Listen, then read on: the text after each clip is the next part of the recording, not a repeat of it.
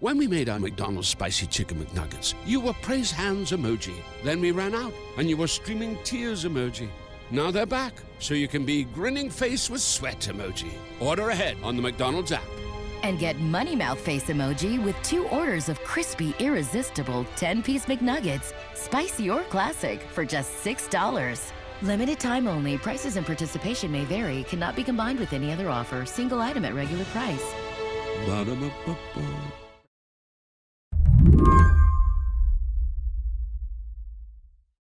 Kate Greene is a laser physicist and an author. But growing up, Kate was a Lego kid. I had a lot of space Lego sets and hand-me-downs from my older brothers, and I just loved living in that world. From the farthest reaches of imagination comes a Lego space set with all kinds of pieces to build all kinds of spacecraft, like this. Now a writer of poetry and nonfiction, Kate's love of play and exploration created in her this huge aspiration to be an astronaut, to go to space. So why didn't you become an astronaut? Probably just 1 or 2 reasons. It kind of goes without saying, but becoming an astronaut is not only very hard, but pretty unlikely. For Kate, going to space just wasn't in the stars. But there was another way to scratch that extraterrestrial itch. In 2011, Kate read an article about what astronauts eat in space.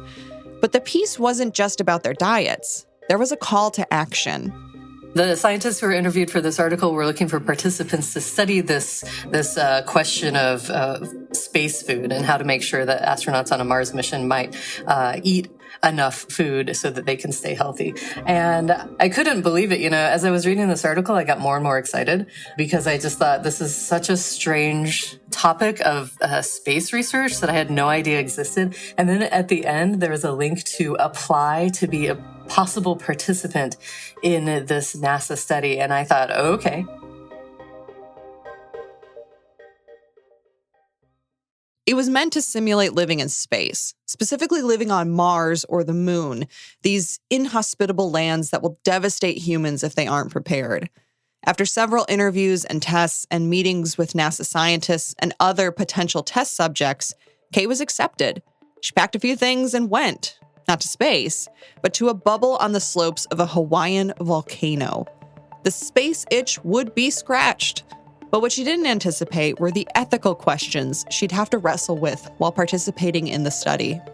We could go outside, but only wearing these simulated spacesuits. So we were not getting a lot of sunlight or any sunlight at all, let alone any sort of outdoor time, in great quantities. So there was the airlock section was outside the main dome space. And there was just a single layer of vinyl there. So the sun came through really brightly there. And I took one of the puffy chairs and I just set it right in this beam of sun and was working on my laptop. And I just felt so warmed.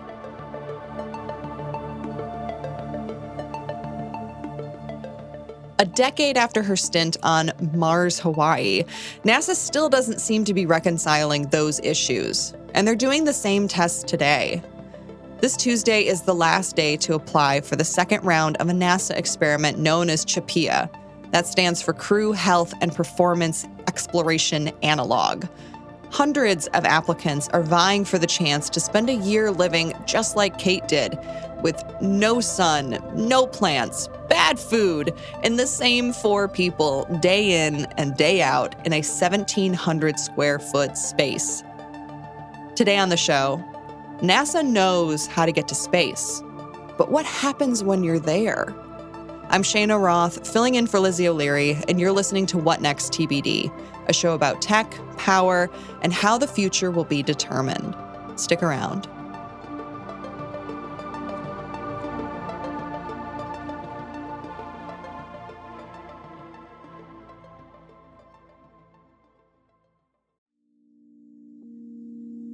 This podcast is brought to you by Progressive Insurance. Whether you're driving, cooking, or doing laundry, Progressive knows the podcasts you listen to go best when they're bundled with another activity. Much like how their Progressive home and auto policies go best when they're bundled. Having these two policies together makes taking care of your insurance easier and could help you save, too. Customers who save by switching their home and car insurance to Progressive save nearly $800 on average. That's a whole lot of savings and protection for your favorite podcast listening activities, like going on a road trip, cooking dinner, even hitting the home gym.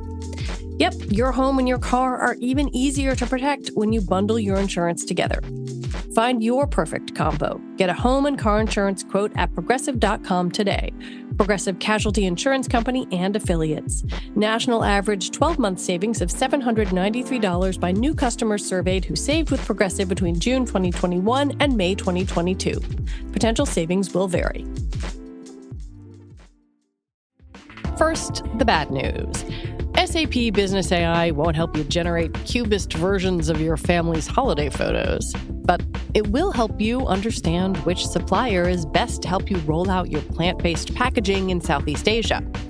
Identify the training your junior project manager needs to rise up the ranks, and automate repetitive tasks while you focus on big innovations, so you can be ready for the next opportunity. Revolutionary technology, real-world results. That's SAP Business AI. Reporter Nathaniel Rich wanted to know more about these Mars simulations, so he profiled participants in the first series of CHAPEA isolation experiments for the New York Times.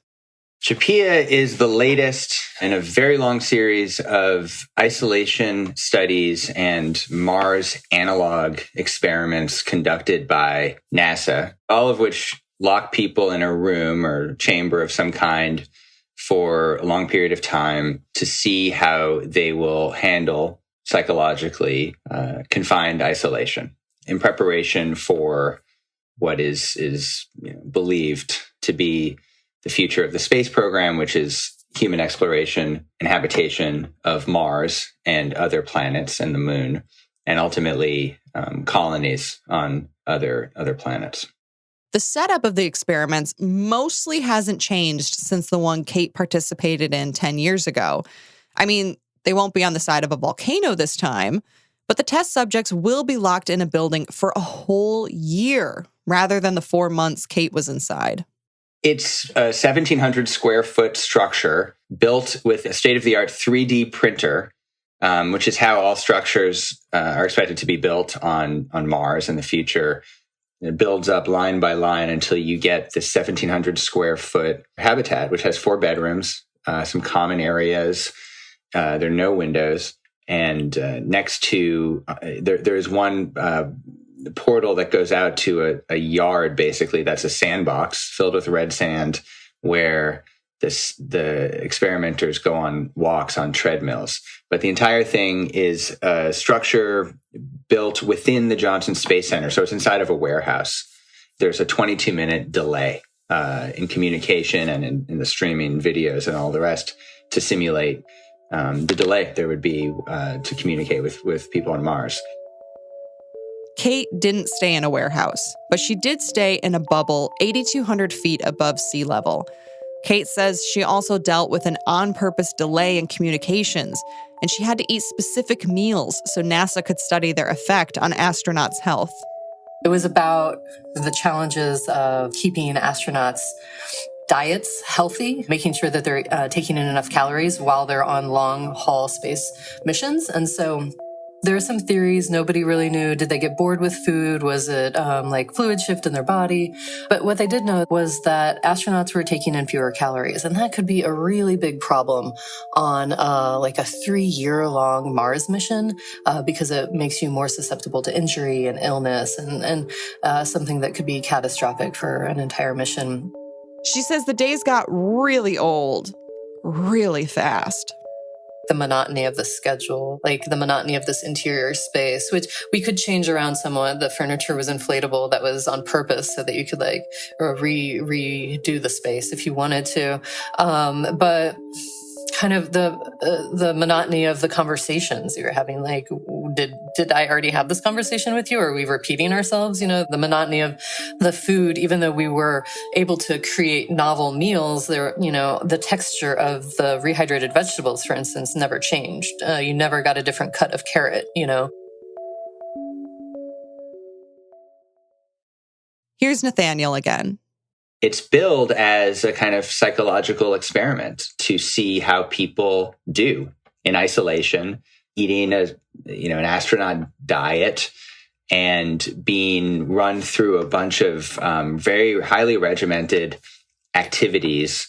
And also, I should say, subjected to stress. I mean, besides the stress of just the whole thing, they promise to subject the participants to difficult situations. Problems will occur. They won't say what they are. Nathaniel says NASA is tight-lipped about exactly what stressful situations they're putting these participants through. The official line is it wants to know how participants will respond when faced with emergency scenarios. But when you ask NASA just why it's running these tests, you get a different answer, depending on who you talk to. I spoke with a woman named Rachel McCauley, who's actually the person within the hierarchy who funded the experiment. So she's like the boss. She's not the head experimenter. She's not on the ground monitoring the people in the habitat. She's the person who signed the checks to make sure that it happened. And her interest was altogether different. In fact, this is one of the most shocking moments for me of the reporting was when I asked her, well, what are you trying to learn about, psychologically of these people? Like, don't we sort of know what happens when people get isolated and live in confinement for a long period of time? She said, I'm not really concerned about that. That's not really what I'm interested in. And I said, oh, well, what are you interested in? I thought that was the whole experiment. She said, I need to know how much food they eat. And I said, What do you mean how much food? She said, yeah, I'm a propulsions engineer. My job is to figure out what kind of, essentially rocket technology needs to be used to propel people to Mars and bring them back. And so I need to know how many pounds we're talking about. I was really flummoxed for a minute, but it turns out that at least the person who's writing the checks, the person in charge of the experiment, could seemingly care less about the psychological aspect, and she just wants to know how much food they're going to eat over time so that she knows which rocket ship to use. Here's the thing. Obviously, NASA would be concerned about how much fuel they'd need for an extended mission. The margins of error in space are so small, and there are millions of things about them that a non-space expert would never even consider. But while testing and isolation experiments can answer those kinds of thorny questions, Nathaniel wonders, are they worth the cost? There's this series of studies that I write about from the 50s when there was a huge amount of isolation research within NASA and within NASA's predecessor, within the Air Force, in which they lock people away in rooms and people go crazy. There's a whole tradition in science fiction, space horror, essentially. Astronauts off in space drifting away from Earth or drifting away from their vessel, losing their mind. So on a tactical level, one wonders, well, what is NASA doing? Don't they know the answers? So why are they spending some of their money on this? What are they trying to prove? Is this a form of advertising for the space program, to get sort of do some PR to get more funding? Because they're constantly, as well funded as they might be, they are always, feel that they are deeply underfunded. And, they might be, it's hard for me to evaluate that conversation, but are we trying to prepare ourselves for something that we feel is coming on some level? When we come back, what do these tests say about the way we view space travel and how we prepare ourselves for it?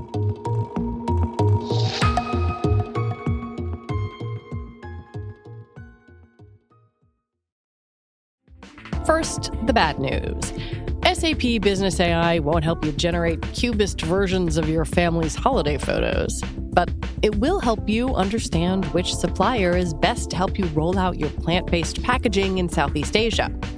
Identify the training your junior project manager needs to rise up the ranks, and automate repetitive tasks while you focus on big innovations, so you can be ready for the next opportunity. Revolutionary technology, real-world results. That's SAP Business AI. This podcast is brought to you by Progressive Insurance. Most of you listening right now are probably multitasking. Yep, while you're listening, you're probably also driving, cleaning, exercising, or maybe even grocery shopping. But if you're not some kind of moving vehicle, there's something else you can be doing right now. Getting an auto quote from Progressive Insurance. It's easy, and you could save money by doing it right from your phone. Drivers who save by switching to Progressive save nearly $750 on average, and auto customers qualify for an average of 7 discounts. Discounts for having multiple vehicles on your policy, being a homeowner, and more. So, just like your favorite podcast, Progressive will be with you 24/7, 365 days a year, so you're protected no matter what. Multitask right now. Quote your car insurance at Progressive.com to join over 28 million drivers who trust Progressive. Progressive Casualty Insurance Company and Affiliates. National average 12-month savings of $744 by new customers surveyed who saved with Progressive between June 2022 and May 2023. Potential savings will vary. Discounts not available in all states and situations. When we made our McDonald's Spicy Chicken McNuggets, you were praise hands emoji. Then we ran out, and you were streaming tears emoji. Now they're back, so you can be grinning face with sweat emoji. Order ahead on the McDonald's app. And get Money Mouth Face emoji with 2 orders of crispy, irresistible 10-piece McNuggets, spicy or classic, for just $6. Limited time only. Prices and participation may vary. Cannot be combined with any other offer. Single item at regular price. Ba-da-ba-ba-ba. The first round of CHAPEA Mars simulations began last year. 4 people were selected to participate, but nearly 4,000 people applied. It's easy to see why. For some, space is full of magic and wonder, a mysterious void, a cosmic question mark. My daughter turns 4 this month, and already she's in love. What do you like about space? I like to go up into space because I want to go on the Earth. I want to go on some planets to see how they look like. Well, that's very interesting. Would you like to be an astronaut someday? Yes. Why would you like to be an astronaut? It is cool to be an astronaut. As a kid, I wanted to be an astronaut, and I spent a lot of time imagining myself in astronaut scenarios. This is Kate Greene again, the one who participated in a Mars simulation experiment 10 years ago. She knows firsthand why you'd want to do this. And in a lot of those scenarios, it was like a single astronaut situation. I don't know what kind of sci-fi stories or shows or movies kind of led me to that, but I really did, as a kid, imagine myself as a sort of like solo explorer. Very unrealistic. That's not how exploration works. I mean, I don't know, maybe I kind of like idealized some sort of like self-reliance stuff too.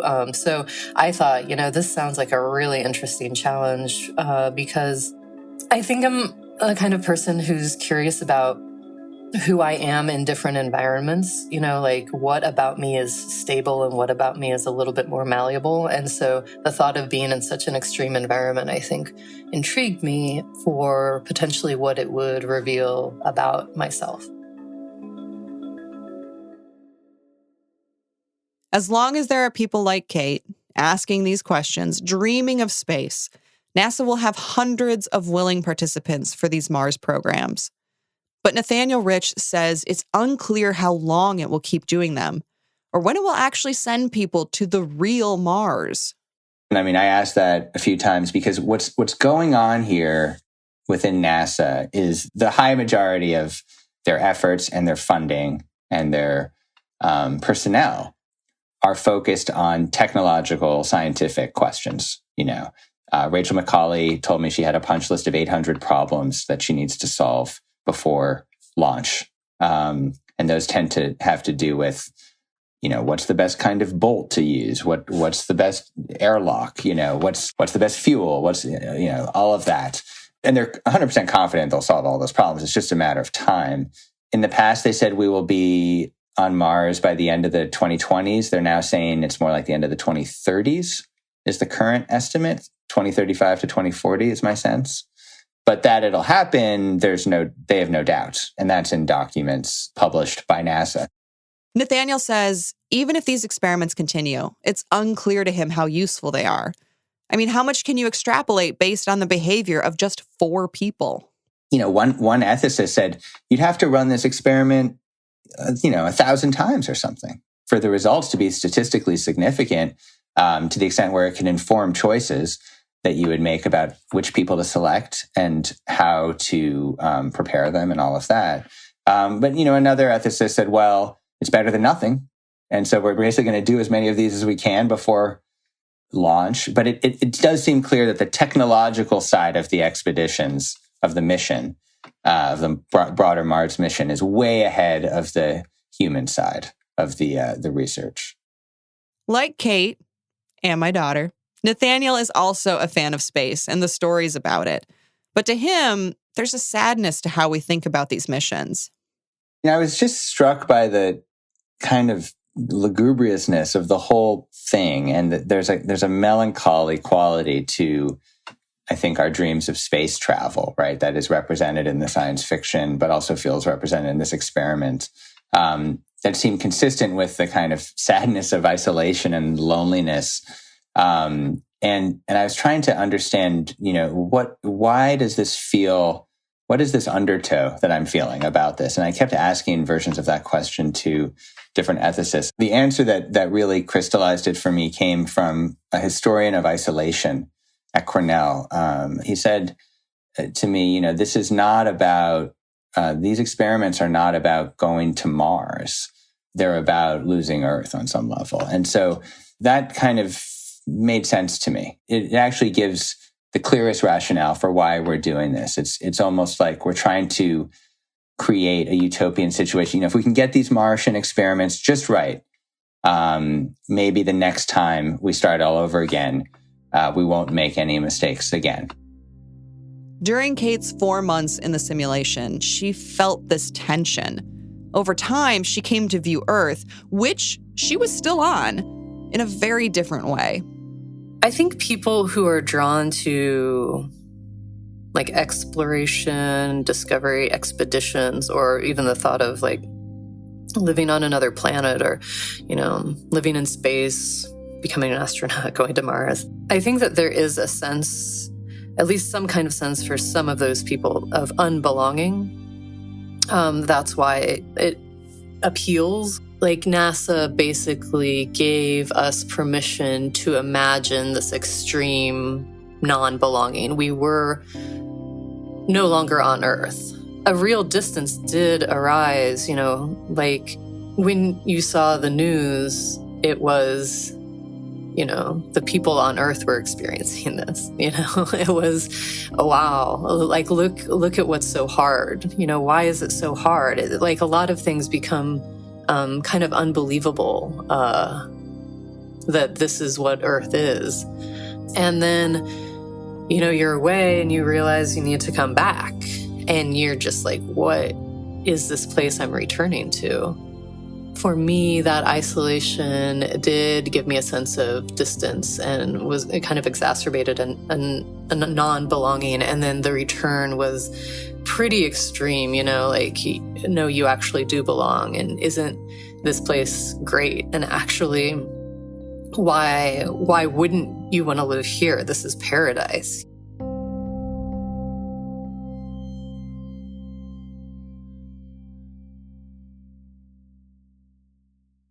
Nathaniel, would you ever want to go to Mars?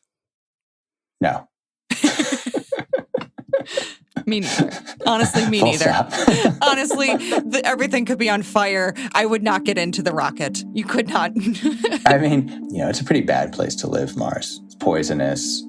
It's really hot and really cold. And it's, everything, every physical aspect of it is conspiring to suffocate you and murder you in some way or another. So you have to really want it, I think, to take the risk. And Kate? I would not. I don't need to. I've done one. It's good enough.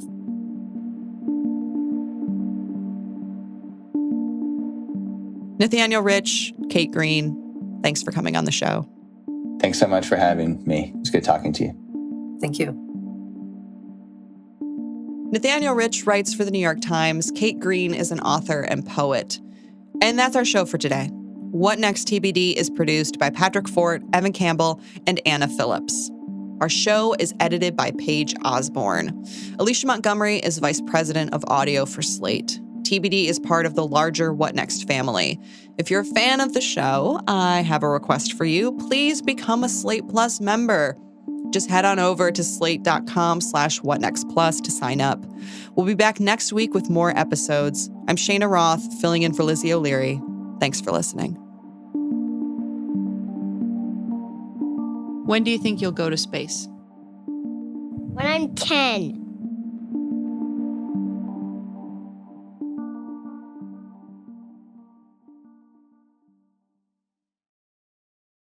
Without the ones like you, who work tirelessly to keep things running, everything would suddenly stop.